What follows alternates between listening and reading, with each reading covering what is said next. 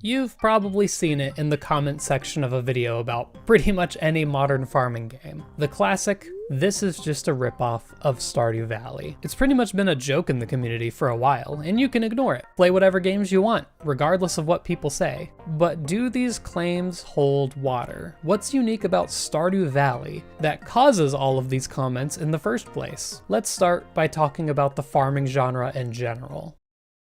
First of all, people talk about farming games like they're online multiplayer games. For instance, if Fortnite gets popular, that's actively drawing players away from other shooter games. And if an online multiplayer game has no player base, it is dead. And as a gaming community, we have to stop having this type of discussion about single player games. There is no such thing as a Stardew Valley killer, because no matter what happens, you can go back and play Stardew Valley just like you always have. You can have your cake and eat it too, and have a little something on the side, plus a little drink to go with it. The discussion I want to have today isn't about some kind of dethroning of Stardew Valley. It's just about the quality of games in general. By now it's common knowledge that Harvest Moon kick-started it all, and Stardew Valley was heavily inspired by it. And Harvest Moon is brought up often as a rebuttal to the ripoff argument, usually in the form of, well, Stardew Valley is just a ripoff of Harvest Moon. Now my question is, should Harvest Moon even be a part of this discussion at all? I've made a little timeline of farming games in the style of Harvest Moon, and it's pretty empty until Stardew Valley pops up. Now it's no doubt that if Harvest Moon never existed, farming games would look different nowadays, but the modern farming game landscape is directly caused by the success of Stardew Valley. Harvest Moon is just an extra degree of separation, although I will be bringing it up again later. So here we are, farming games from 2016 and onward. Next step, what games actually fit into this farming game umbrella? Is it just a game that has farming? Minecraft has farming. Cookie Clicker has farming. So clearly not. There needs to be a certain amount of significance to the farming. And we have to make this distinction because it's become a trend to include a smidgen of farming in almost every game, sort of how fishing found itself being included in everything before that. And we do have an issue. Farming Simulator is very clearly a farming game, and it's nothing like the types of games we're talking about today. We can't argue if this game is a farming game or not. So is this game a farming game? Let me defend this. Think about how many things there are to do in Stardew Valley. Foraging, mining, combat, fishing, talking and interacting with everyone, building relationships, marriage. We struggle through everything in the game just to see a cute cutscene with your spouse. There's a term that I first found when it was used to describe my YouTube channel. And before you ask, yes, I name searched myself on Tumblr. There's gold to be found there. The term I found is Neighbor-vania. It's very niche. Upon some research, I just found it used in a couple of forum posts, almost all in the last few months. Side note, I know that Life Sim has also been used to describe these games, but it's also used for like The Sims and Fantasy Life. It's a bit of a larger umbrella term. I find Neighbor-vania to be a very accurate name. Neighbor, of course, referring to building relationships with the townies through gifting, talking, sometimes it's romantical, and then vania. At first glance, it kind of seems like a joke suffix riffing off of the clunky name of Metroidvania. Clearly, the games we're talking about don't have anything to do with the game series Castlevania, but then I thought about it a little further. Metroidvania. The combination of Metroid and Castlevania refers to maze-like games with a non-linear progression, which is a bit of an oversimplification, but it works. So tie that over to Neighbor-vanias, where you're not just interacting with townspeople, you're doing all of these other things like mining, foraging, even card battles around it. A whole web of systems that all tie back into the interactions in the town. This is the true connecting thread. These aren't farming games, they're Neighbor-vania games. Suddenly, all of these games that have similar systems aren't just similar to Stardew Valley, they're the essentials of the genre. So then we come on to the next question. Why does there always seem to be this same set of activities that supplement the neighbor-based gameplay? And I think it's as simple as these are all common ways of utilizing the nature around you. These are in tons of games that aren't Neighbor-vanias.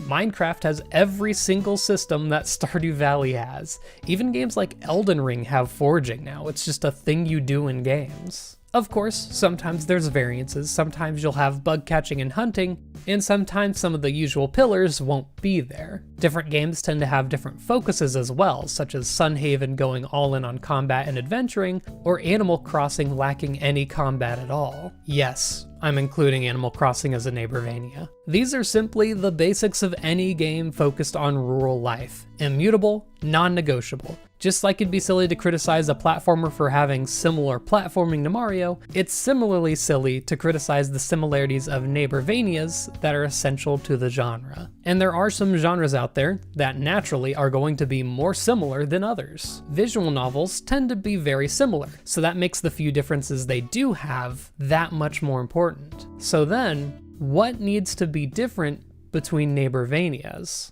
The most important thing to me is the setting. This will affect what kinds of things you forage, fish, fight, grow, pretty much everything. Most games choose somewhere on the scale between the modern world and a fantasy world. This is the same scale that Stardew Valley itself and the hot new Neighbor-vania game, Fields of Mistria, both fall on. Roots of Pacha is pretty unique, taking place in prehistoric times. Your work in farming and ranching has you learning to domesticate animals in the first place, and being the first to discover crops. On the other end of the spectrum, we have Little Known Galaxy, taking place in the future and in space, and you get new crops from visiting planets and taking samples. And if your game is still based in the modern world, you can make it different by just being in a different place of the modern world. Being set in Australia might as well be a different planet for us Americans. When I played Dinkum, there's a lot of animals I just straight up did not recognize. And that's one of the big things that brought joy when I played the game. The setting is so important. And just by being a little unique, I think justifies the existence of another Neighbor-vania game. To a lesser extent, we have unique HUD and style. I've seen the toolbar specifically brought up in arguments that a game is too similar because the toolbar is the same.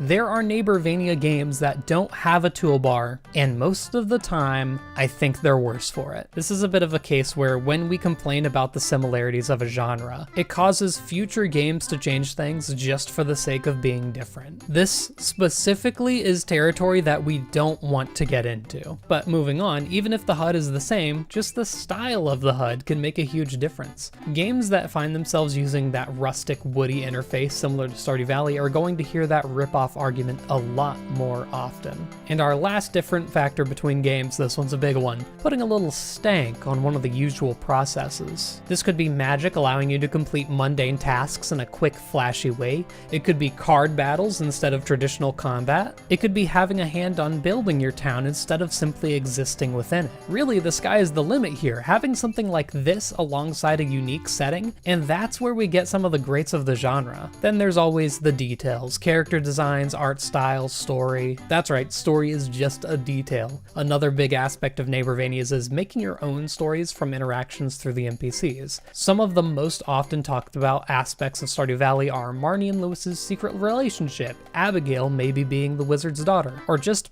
who the best marriage candidate is. Ultimately, whatever story is there is just to push the player to explore and experience everything else.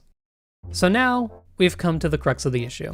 What would be considered a ripoff? There's nuance to be had here. You know those mobile games that are essentially just a 2D Mario game but with some rando running and jumping around? We could all agree that that would be a ripoff. There's not really anything on that level for Stardew Valley though, not to my knowledge at least. The game that's been the hot topic, getting a lot of heat, has been Fields of Mistria, partly because it's one of the farming games meeting a lot of success. And it's indeed a case where the game hasn't made a drastic effort of being different by being in space or Australia. It leads a bit more into the fantasy side, but it's still a small rural town, similar activities outside of farming, and the mines work just about the exact same.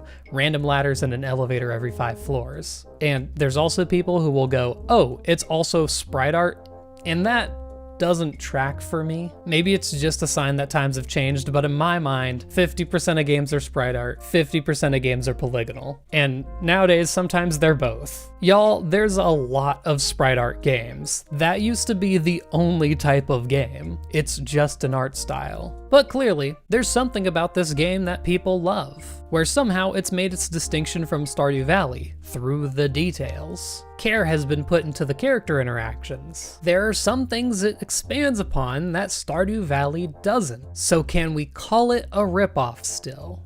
For me, there's one rule that I have that'll push a game into ripoff territory, and it's chasing the money. With all the games I've mentioned so far, there's love there, you know? The developers had a desire to make something great inspired by a great game. There are games that don't do that. And I want to bring us back to nuance here. This doesn't mean that every dev that worked on one of the upcoming games I'm about to mention didn't put genuine love into their work. But not all games are made by single people or small teams that just want to make something cool. There was a period shortly after Stardew Valley released when farming games, for lack of a better word, spurted out of the ether. Like just months after Stardew popped off, the immediate, oh, I gotta do something to catch this wave. And I want to mention that there's a difference between people who saw Stardew Valley and were inspired by it and did a quick little project because of it. It's specifically the ones that are like, oh, I see money here. Larger companies were a bit behind on this. Their ideas for farming came a bit later,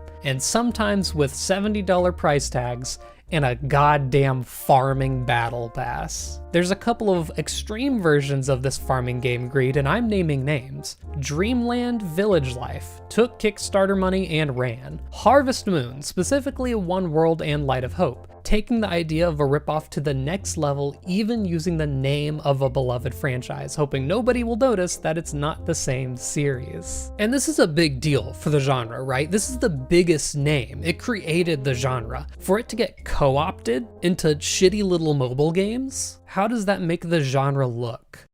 The next big set of stinkers came courtesy of the September 2022 Nintendo Direct. And upon hearing those words, some of you are having war flashbacks. A Wonderful Life remake, Fae Farm, Rune Factory 3 remake, Atelier Ryza, and Harvestella, all announced on the same day. Now that's not to say that all these games are what I'd call ripoffs, but this day was a huge reason why a lot of people started to despise any and every farming game that came out afterwards. Just a complete saturation of half-baked farming mechanics from big name companies. Even Animal Crossing, a year and a half after release, slipped it in. And yes, I am saying that the success of Stardew Valley directly influenced a small side mechanic in Animal Crossing. I'm more willing to call generic AAA farming RPG a ripoff than a smaller game that more closely follows Stardew Valley's blueprint. Because for me, it's more about the intentions. And speaking of, this also includes anyone who's ever referred to their own game as Stardew Valley 2,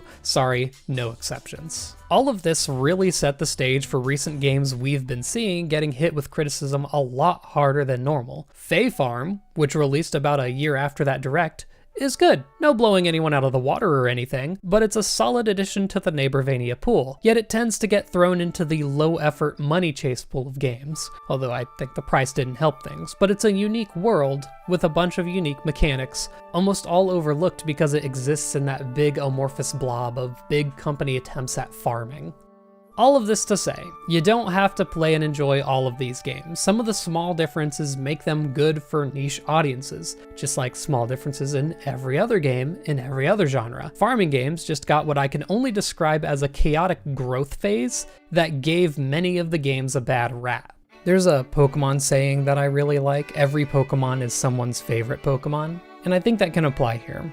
Every Neighbor-vania game is someone's favorite Neighbor-vania game, just because of the small differences. Also, I don't expect anyone to start calling them all Neighbor-vania games. I'm still gonna call them farming games. I just found that further specifying the genre was useful for this discussion. I've sort of held off on weighing in on all this. The arguments can get very passionate, and with my recent coverage of Fields of Mistria, I started to see it creep into my own comments. So I thought I'd throw my hat into the ring, think about it a bit, and gush about my love of the term Neighbor-vania. Let me know what you think. I feel like I had to be a bit more diplomatic here because I don't want to be in the YouTube video that gets reacted to, but y'all can go crazy. Thank you for watching. See you in the next one. Good night.